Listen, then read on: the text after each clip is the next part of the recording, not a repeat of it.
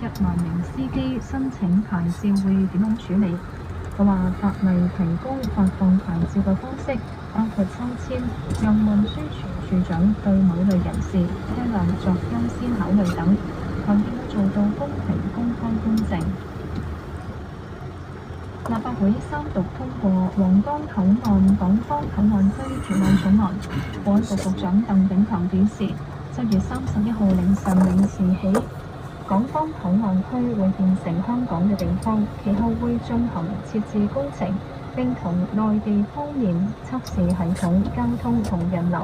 由於皇崗口岸冇後備做法，因此必須測試暢順先開通，強調唔會犧牲市民舒適度。現時講唔實幾時開通，但係會盡快。鄧炳強出席一個電台節目時表示，測試會參考以往大型基建開幕，